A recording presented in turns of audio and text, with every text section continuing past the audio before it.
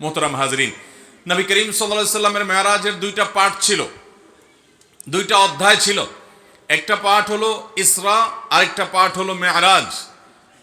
ইসরা শব্দের অর্থ হলো রাত্রিকালীন ভ্রমণ, রাতের সফর। আর মেরাজ এটা বলা হয় ঊর্ধ্বে গমনের মাধ্যমকে, সিঁড়িকে। তার মানে ঊর্ধ্বে গমন বোঝানো হয়েছে মেরাজ দিয়ে।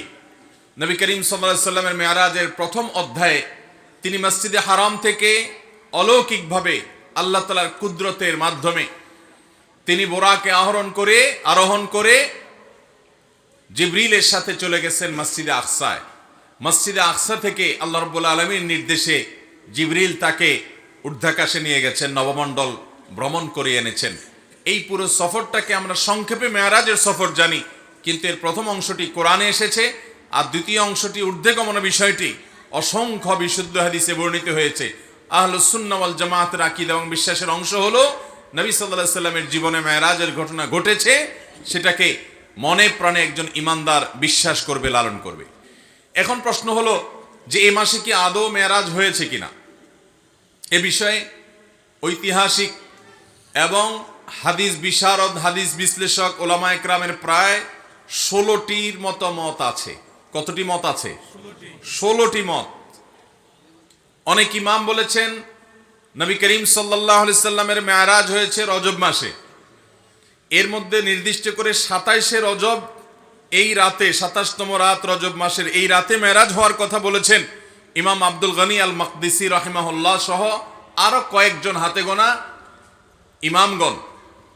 আর এর বাইরে অনেক বড় বড় ইমাম, অনেক বড় বড় মুহাদ্দিস এবং ইতিহাসবিদগণ, তাদের মত অনুযায়ী নবী সাল্লাল্লাহু আলাইহি সাল্লামের মেরাজ হয়েছে অনেকের মতে রমজান মাসে, অনেকের মতে রবিউল আউয়াল মাসে, অনেকের মতে শাওয়াল মাসে। এক একজন এক এক মত দিয়েছেন এবং সেটি নবী সাল্লাল্লাহু আলাইহি সাল্লামের হিজরতের 1 বছর আগে হয়েছে, এই মতটি বেশিরভাগ মুহাদ্দিস এবং ওলামাদের মত। আবার অনেকে হিজরতের 4-5 বছর আগে হওয়ার মতো দিয়েছেন।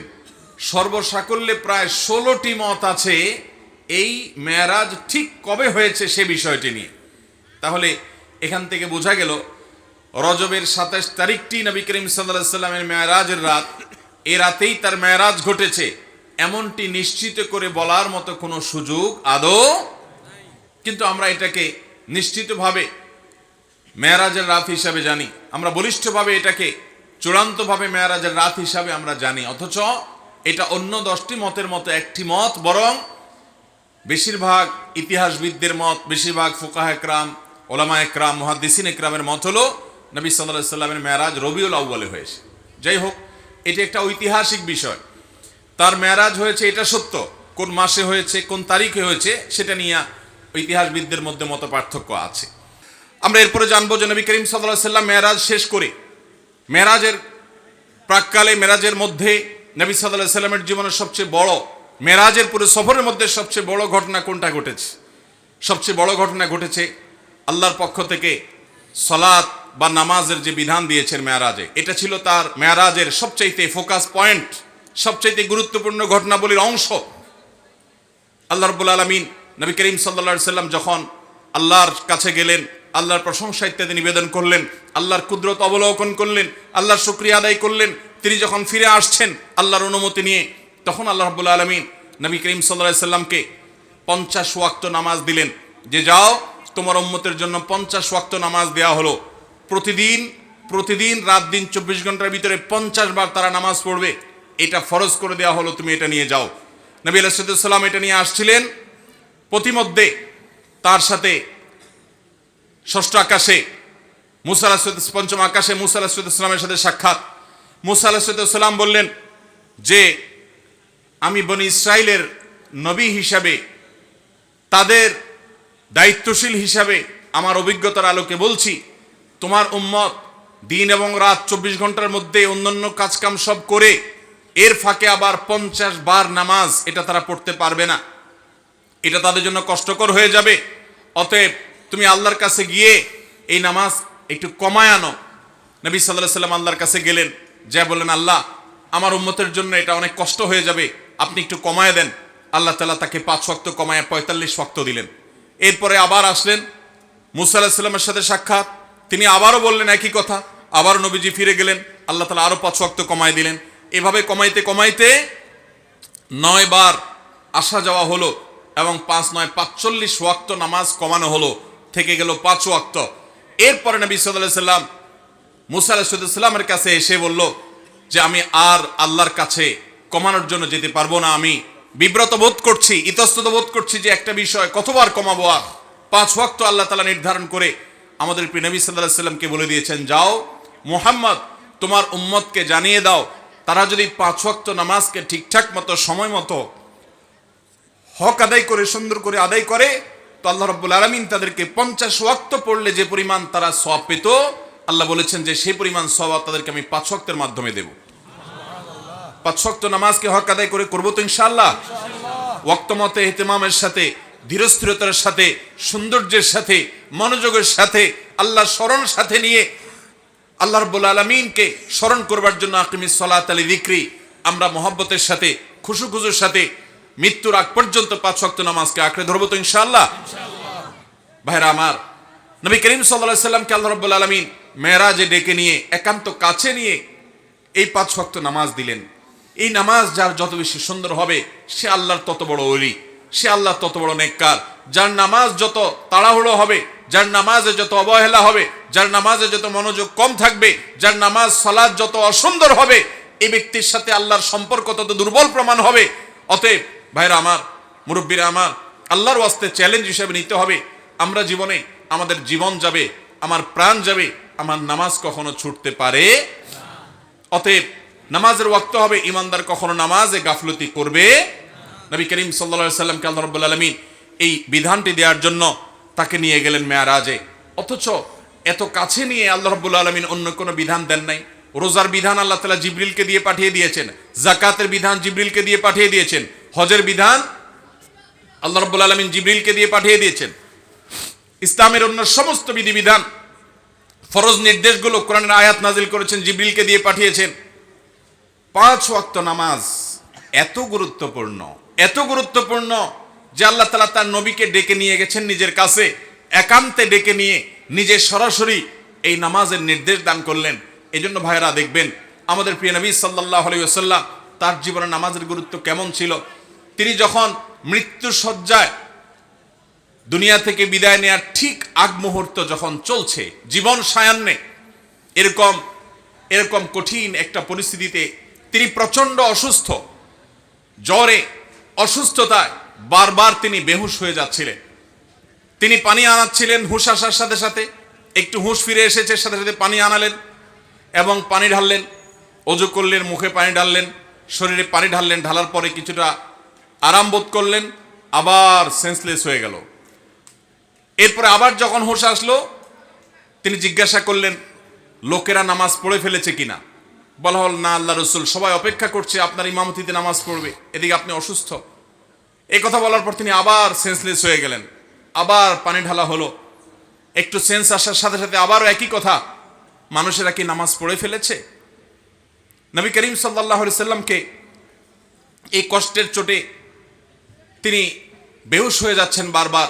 যখন এই পানি ঢেলে তাকে একটু আরাম দিয়ে একটু হুঁশে ফিরে আনা হচ্ছিল, হুঁশে আসার সাথে সাথে তার প্রশ্ন, সবাই নামাজ কি পড়ে ফেলেছে। এরপরে যখন তিনি মোটামুটি একটু স্টেবল হলেন, নামাজ পড়ার মতো হলেন, কিন্তু উঠে গিয়ে মসজিদে নববীতে যারা গেছেন মদিনাতে জানেন নবীজির মিম্বর এবং তার কবর, এই কবর এবং মিম্বর, কবরটা ছিল তার বাসা, তার হুজরা, তার উম্মুল মুমিনিনদের হুজরা, আয়েশা রাদিয়াল্লাহু আনহার হুজরা, ওখান থেকে তার মিম্বর সামান্য কয়েক গজ দূরত্ব। এই প্যান্ডেলের এই মাথাও হবে না, অল্প একটু জায়গা। এটুকু জায়গা নবী সাল্লাল্লাহু আলাইহি সাল্লাম পায়ে হেঁটে নামাজ পড়ার মতো ক্ষমতা ছিল না। এত দুর্বল হয়ে গেছেন, এত অসুস্থ, বারবার সেন্সলেস হচ্ছিল। তখন তিনি আব্বাস এবং আলী রাদিয়াল্লাহু তাআলা আনহুমা, দুজন সাহাবীকে ডেকে দুজনের কাঁধে 2 হাত দিয়ে শরীরের সবটুকু ভার তাদের উপরে ছেড়ে দিয়ে 2টা পাকে মাটির সাথে টানতে টানতে, মাটির সাথে হেসরাতে হেসরাতে তিনি মিম্বরের কাছে আসলেন। কিন্তু ইমামতি করার মতো শক্তি শরীরে নাই। তিনি ইশারা দিলেন, মুরু আবু বকরিন ইউসাল্লি বিন নাস, তোমরা আবু বকরকে বলো ইমামতি করে যেন নামাজ পড়ায়। নবীজির সে শক্তি ছিল না। অথচ ভাইরা, মাসআলা আমরা সবাই জানি, এরকম অসুস্থ যদি কেউ হয় তার জন্য মসজিদে আসা কি জরুরি? এত অসুস্থ হলে তিনি তো বাসায় নামাজ পড়তে পারেন, কিন্তু আমাদের প্রিয় নবী সাল্লাল্লাহু আলাইহি সাল্লাম, তার কাছে নামাজ এত গুরুত্বপূর্ণ ছিল, সালাত এত গুরুত্বপূর্ণ ছিল যে বারবার হুঁশ চলে যাচ্ছে, সেন্সলেস হয়ে যাচ্ছেন, হুঁশ ফিরে আসার সাথে সাথে আবারও একই কথা, নামাজ নামাজ, এবং ইমামতি করে নামাজ পড়ার মতো ক্ষমতা নাই। তারপরেও তিনি বাধ্য হয়ে যখন আবু বকর রাদিয়াল্লাহু তাআলা আনহু হিম্মত করছিলেন না তার পিছনে ইমামতি করার, তার সামনে ইমামতি করার, তখন নবী সাল্লাল্লাহু আলাইহি সাল্লাম নিজে ইমামতি করলেন কষ্ট করে। এবং তার পিছনে সাহাবা ইকরাম জামাতের সাথে নামাজ পড়লেন। নামাজের গুরুত্ব দেখেন ভাইরা আমার।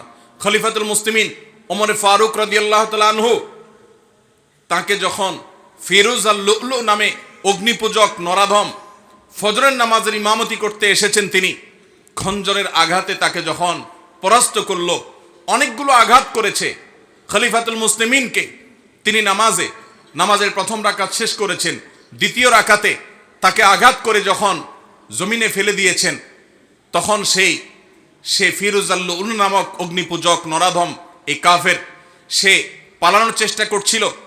সাহাবীরা তাকে থামানোর চেষ্টা যখন করেছে, বহু সাহাবীকে সে আঘাত করেছে।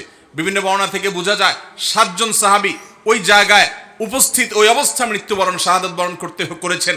এবং এরপর অন্যান্য সাহাবীদেরকে বারবার সে খঞ্জর দিয়ে আঘাত করছিল। একটা পর্যায়ে সাহাবা একরাম একটা চাদর দিয়ে তার মুখ পেঁচিয়ে ফেলে তাকে পরাস্ত করে ফেলে। এরপরে যখন ওমর রাদিয়াল্লাহু তাআলা আনহুকে নিয়ে যাওয়া হলো তার বাড়িতে চিকিৎসা দেওয়ার জন্য, বারবার তিনি বেহুশ হয়ে যাচ্ছেন, প্রচন্ড আঘাতে জর্জরিত, পুরো শরীর থেকে রক্ত বের হয়ে শেষ হয়ে যাচ্ছে। যখনই একটু তার সেন্স আসছে, তিনি তার পরিবারের লোকদেরকে বলতে লাগলেন, পানি নিয়ে আসো। সবাই গ্লাসে করে বা কোনো বাটিতে করে পানি নিয়ে আসতে লাগলো, এমনভাবে সবাই মনে করেছে উনি পানি পান করবে। তিনি বলেন, না, পানি পান করার পানি তো না, ওযুর পানি নিয়ে আসো, কারণ আমার নামাজ তো বাকি আছে।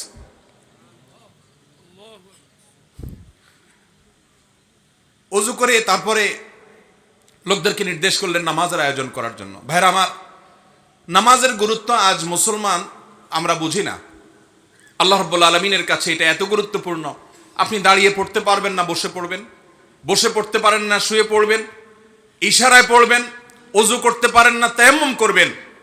আপনার তায়াম্মুম করার ব্যবস্থাও যদি না থাকে, কোনো মাটি জাতীয় কিছু যদি আপনার হাতের কাছে না থাকে, তো ওই অবস্থায় আপনি নামাজ পড়বেন, সতর ঢেকে নামাজ পড়বেন। সতর ঢাকার মতো কোনো ব্যবস্থা যদি আপনার না থাকে, তাহলে ওই অবস্থায় আপনি বসে নামাজ পড়বেন। আপনি সমুদ্রে নিমজ্জমান, ওই অবস্থায় আপনি নামাজ পড়বেন, কিবলার দিকে ফিরে নামাজ পড়বেন। কিবলার দিকে ফিরতে পারেন না, তাহলে অনুমান করে কিবলার দিকে বা যেদিকে সম্ভব সেদিকে ফিরে সালাত আদায় করবেন। কিন্তু নামাজ মাফ নাই। যুদ্ধক্ষেত্রে পর্যন্ত সালাতের খৌফের বিধান আল্লাহ তাআলা কোরআন নাজিল করেছেন। সালাতুল খৌফ কি? সালাতুল খৌফ হলো যুদ্ধ চলছে রণাঙ্গনে, সম্মুখ যুদ্ধ, একেবারে মুখোমুখি আক্রমণ। এই মুহূর্তে নামাজের ওয়াক্ত হয়ে গেছে, নামাজ পড়তে গেলে শত্রুপক্ষ আক্রমণ করে সব শেষ করে ফেলবে। ইসলামের নির্দেশ, কোরআনের নির্দেশ হলো যে তখন তোমরা নামাজে জামাতের সাথে ওই অবস্থাতেও নামাজ পড়বে, কিন্তু একদল জামাতে নামাজ পড়বে, আরেক দল শত্রুদের সাথে লড়াই করে আত্মরক্ষা করবে। একদল যারা ইমামের সাথে নামাজ পড়ছে, তারা 1 রাকাত নামাজ শেষ করে, 1 রাকাত সালাত শেষ করে তারা চলে যাবে যুদ্ধে। যারা এতক্ষণ যুদ্ধ করছিল, তারা এসে ইমামের পিছনে আবার দাঁড়িয়ে তারা 1 রাকাত পড়বে। তারা তাদের 1 রাকাত শেষ করে আবার চলে যাবে। 1 রাকাতের মাঝখানে যাওয়া জায়েজ নাই, কিন্তু যুদ্ধক্ষেত্রে সালাতুল খৌফের বিধান এটা জায়েজ আছে যে তোমার জীবন রক্ষা করতে হবে, তোমার নামাজও রক্ষা করতে হবে। ইমানদার কখনো কোনো যুক্তিতে নামাজ ছাড়ার মতো কোনো সুযোগ, কোনো পরিস্থিতি, কোনো অবস্থা ইমানদারের জীবনে থাকতে পারে না, কারণ নামাজের চাইতে গুরুত্বপূর্ণ কোনো বিধান ইসলামে আর নাই। মুহতারাম হাজিরিন, আল্লাহ রাব্বুল আলামিন এই নামাজের গুরুত্ব আমাদেরকে বোঝার তৌফিক দান করুন। ভাইরা আমার, নবী সাল্লাল্লাহু আলাইহি সাল্লাম যখন কোনো পেরেশানিতে পড়তেন, কানা ইদা হাযাবাহু আমরুন ফাযাআ ইলা সালাহ, কোনো পেরেশানিতে যখন পড়তেন তিনি নামাজের দিকে ধাবিত হতেন। তিনি বলতেন, আরিহনা বিহা ইয়া বেলাল, ও বেলাল, নামাজের আজান দাও, নামাজের জন্য সবাইকে ডাকো, ব্যবস্থা করো, আমাকে প্রশান্ত করো। তিনি শান্তি পাইতেন নামাজে, আর আমাদের নামাজ হয়ে গেছে আমাদের সবচেয়ে বড় বোঝা। আল্লাহ রাব্বুল আলামিন আমাদেরকে 5 ওয়াক্ত নামাজ জীবনের তরে গুরুত্বের সাথে আদায় করার তৌফিক দান করুন। চেষ্টা করবো তো ইনশাআল্লাহ। আমরা যখন দীর্ঘ সময় নিয়ে সিজদা করব, দীর্ঘ সময় নিয়ে আমাদের রবকে আমরা রুকু করব, দীর্ঘ সময় নিয়ে দাঁড়িয়ে যখন আমরা আল্লাহর প্রশংসা জ্ঞাপন করব, ভাইরা আমার, আল্লাহর জমিনের সবচেয়ে তৃপ্তিদায়ক মুহূর্তের দেখা আমরা পাবো। আপনি যখন তাহাজ্জুদে ভোর রাতে সবাই যখন ঘুমিয়ে থাকে তখন উঠে যখন ওযু করে আপনি আল্লাহর দরবারে দাঁড়িয়ে যাবেন এবং লম্বা সময় নিয়ে আলহামদুলিল্লাহি রাব্বিল আলামিন পড়বেন, আর রহমানির রহিম আমার রবের পরিচয় আপনি যখন দিবেন, আপনি যখন আল্লাহর সাথে কথা বলবেন। সালাতকে সহিহ মুসলিমের হাদিস নবী সাল্লাল্লাহু আলাইহি সাল্লাম বলেছেন, বান্দা যখন নামাজ পড়ে ফাইন্নাহু ইউনাজি রাব্বাহু, তখন সে শুধু নামাজ পড়ে না, সে তার রবের সাথে কথোপকথন করে। অতএব ৫ ওয়াক্ত নামাজের গুরুত্ব দেব তো ইনশাআল্লাহ। মেরাজের সবচেয়ে বড় তোহফা, সবচেয়ে বড় হাদিয়া, সবচেয়ে বড় উপঢৌকন আল্লাহর তরফ থেকে আমাদের জন্য ৫ ওয়াক্ত নামাজ। ভাইরা আমার, যেটাকে আপনি বোঝা মনে করছেন, আল্লাহর কসম সেটা হলো আল্লাহর সাথে কানেক্টেড হওয়ার মাধ্যম। যেটাকে আপনি বোঝা মনে করছেন, এটা হলো আরশ আজিমের মালিকের সাথে সংযুক্ত হওয়ার, পরিচিত হওয়ার, কথাবার্তা বলার মাধ্যম। এটা অনেক বড় সুযোগ, এটা বোঝা নয়, এটা অনেক বড় নেয়ামত, এটা অনেক বড় সুযোগ। আল্লাহ আমাদেরকে বুঝার তৌফিক দান করুন।